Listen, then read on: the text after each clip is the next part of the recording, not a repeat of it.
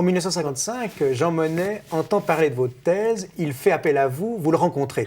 Parlez-moi de cette première rencontre. Oui. Il a été impressionné par le volume du livre, très impressionné. Alors, Philippe de Sellier, qui était un ami de la division de l'acier de Genève, lui a envoyé la thèse en lui reprochant sa démission de la présidence de la haute autorité après l'échec de la communauté européenne de défense. Alors il m'a téléphoné un soir à la maison Cuderly.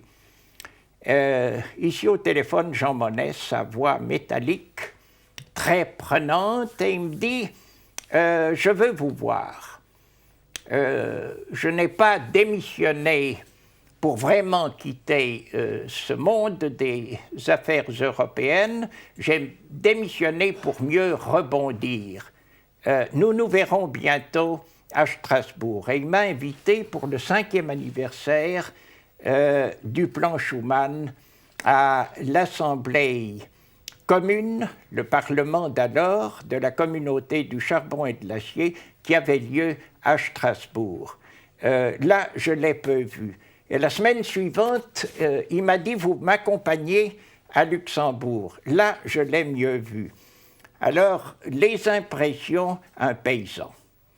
Je m'étais représenté, je me représente aujourd'hui encore le personnage historique qu'il a véritablement été, mais son apparence physique était celle d'un paysan, bien planté en face de vous, qui vous regardait avec intensité.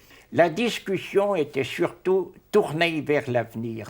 Jean Monnet, après vous avoir rencontré, est au moment où il crée son comité d'action pour les États-Unis d'Europe. Il veut fonder à Lausanne l'association qui va gérer ce comité. Et il va vous nommer en fait le responsable de cette association. Comment s'est passé progressivement votre travail de plus en plus étroit avec lui? Vous savez, de la manière la plus naturelle.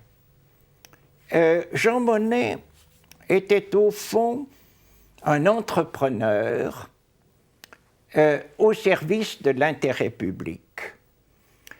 Et il connaissait deux choses dans sa vie de tous les jours, sa famille et l'Europe. Mais on peut dire l'Europe et sa famille. Alors là, il n'avait aucune limite dans l'investissement au service de l'Europe. Ce qui fait qu'il pouvait vous téléphoner à n'importe quelle heure pour vous dire ceci ou cela, ou vous confier ceci ou cela. Vous étiez naturellement associés, et pas d'une manière bureaucratique. Alors finalement, comme lors du premier contact à Luxembourg, vous êtes en présence d'un homme qui vous entraîne avec lui dans une prodigieuse aventure, sans organisation théorique ou sans organisation formelle.